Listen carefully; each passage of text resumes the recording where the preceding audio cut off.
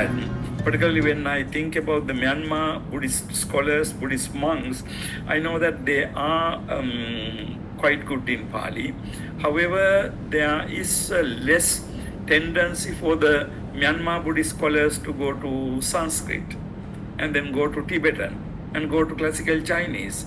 Actually, I think we need to, even we are from traditional Buddhist countries, we do have Pali, but we need to go into, maybe not everybody can do that, but need to go into Tibetan language and then particularly classical Chinese text.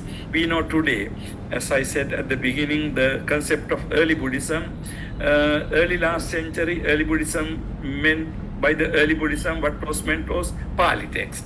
However, with the arrival of Chinese Agama, Taisho edition coming and becoming widespread, the concept of early Buddhism really underwent change. So concept of early Buddhism is no longer Pali, only Pali text. I mean the Pali Tripitaka text. Even in the Tripitaka, some texts are considered to be a little later.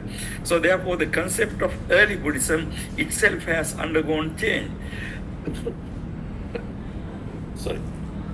And the scholars, like there are many scholars, more recent like scholars like Analeu, and there are many others who have done comparative studies between Chinese Agama and the Nikaya. I remember I worked with Professor Kalupana. Kalupana used to look at Chinese text, and particularly when I remember when he, the translated and studied Nagarjuna's Mulamadhyamika Karika, and I remember in his book he says that Kachayana Gotta Sutta is found in both, not only in Pali tradition but also in Agama tradition, kind of establishing that Kachayana Sutta belongs to a very early period of Tripitaka. So like that, I think it is time for scholars from traditional Buddhist countries go into Tibetan studies,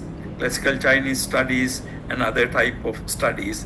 And I remember sometime people talk about Theravada studies or Buddhist studies in general, that we are very kind of self-satisfied and we think that we don't need to go into anything else.